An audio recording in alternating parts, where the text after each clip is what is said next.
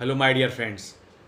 क्या आपकी लाइफ में कोई टफ़ टाइम चल रहा है जिसकी वजह से आप स्ट्रेस में हैं, या आपकी वर्क प्लेस में आपके कुछ कलीग्स हैं जिनके बिहेवियर के कारण आप स्ट्रेस में आ जाते हैं, या आप ड्राइव कर रहे हैं और ट्रैफिक की कंडीशन को देख कर के आप स्ट्रेस में आ जाते हैं?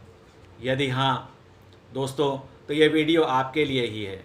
ये वीडियो आप अंत तक देखें, क्योंकि इसमें मैं आपके साथ कुछ ऐसे तरीके डिस्कस करने वाला हूँ जिसकी वजह से हम इस स्ट्रेस से बाहर आ सकते हैं।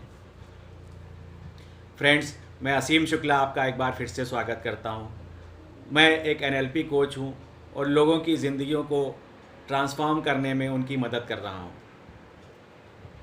तो दोस्तों, सबसे पहला तरीका मैं जो आपके साथ डिस्कस करने वाला हूँ वो ये है कि जो चीज़ों को आप बदल सकते हैं उसे आप बदल दें, और जो आप चीज़ें नहीं बदल सकते उन्हें एक्सेप्ट कर लें। फ्रेंड्स, सबसे ज़्यादा स्ट्रेस हमें तब होता है जो हम अनकंट्रोलेबल चीज़ों को कंट्रोल करना चाहते हैं। जैसे आप किसी का बिहेवियर, किसी का बर्ताव चेंज नहीं कर सकते, जैसे आप वेदर को चेंज नहीं कर सकते, जैसे आप ट्रैफिक की सिचुएशन को कंट्रोल नहीं कर सकते, लेकिन ये सब कारण हो जाते हैं आपकी स्ट्रेस की वजह से। इसलिए ये चीज़ें जैसी हैं, यदि आप वैसा स्वीकार कर लेंगे तब आपका माइंड इस स्ट्रेसफुल सिचुएशन से बाहर आ जाएगा।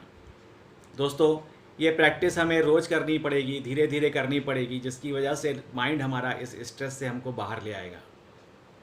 ये एक बहुत इंपॉर्टेंट चीज़ है दोस्तों, क्योंकि मैक्सिमम चीज़ों जो हमें स्ट्रेस में लाती हैं वो अनकंट्रोलेबल होती हैं। उसमें हम कोई कंट्रोल नहीं कर सकते, लेकिन फिर भी वो हमारे माइंड पे नेगेटिव इम्पैक्ट करती हैं और हमें एंग्जाइटी और स्ट्रेस में लाती हैं। दूसरी चीज़ दोस्तों ये है कि जब भी हमारी लाइफ में डिफ़िकल्टी आती है, वो हमें कोई ना कोई संदेश देती है। वो किसी ना किसी एरिया पे हमें वर्क करने को कहती है, और ये वर्क हम करते हैं तब हम अपनी स्किल्स को इन्हेंस करते हैं और हम ऐसे एक्शंस लेते हैं जिससे हमारी लाइफ बेटर हो जाती है।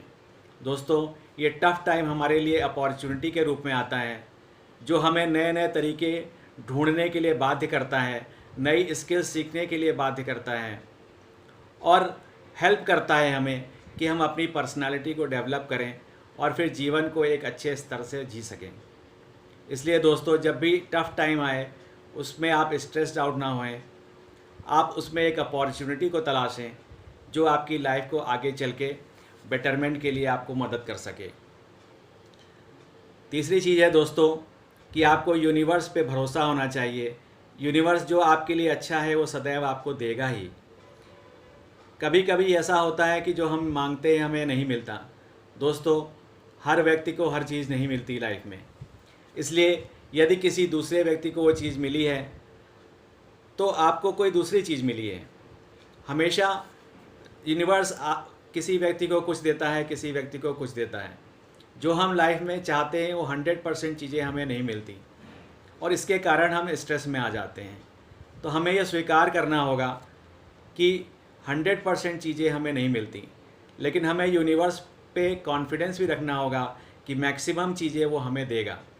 जो हमारे लिए ज़रूरी है, जो हमारी लाइफ जीने के लिए ज़रूरी है, जो हमारे डेवलपमेंट के लिए ज़रूरी है दोस्तों, वो यूनिवर्स हमें सदैव देता है।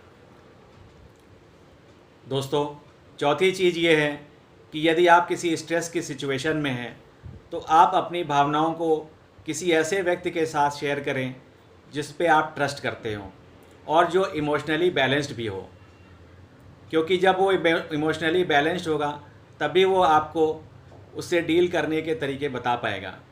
इसलिए ऐसे लोगों को तलाशें, ऐसे दोस्तों को तलाशें जिनसे आप अपनी बातें शेयर कर सकें। इस शेयर करने से दोस्तों हमारा मन हल्का होता है, और यदि हम किसी इमोशनली बैलेंस्ड पर्सन के साथ शेयर करते हैं तो फिर हमें वो तरीके भी बता सकते हैं जिससे हम आपसे अपनी सिचुएशन को डील कर सकें।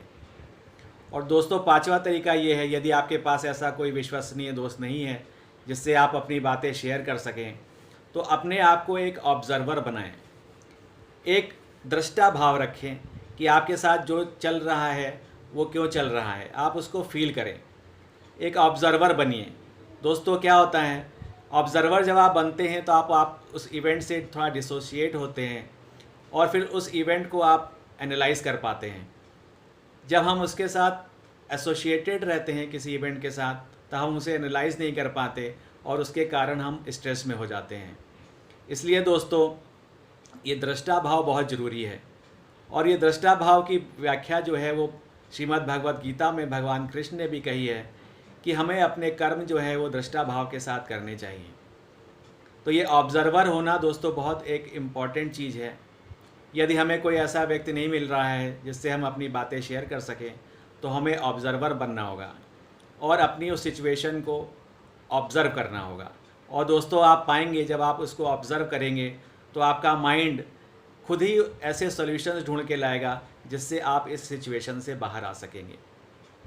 तो दोस्तों, आशा करता हूँ आपको ये टॉक अच्छी लगी होगी।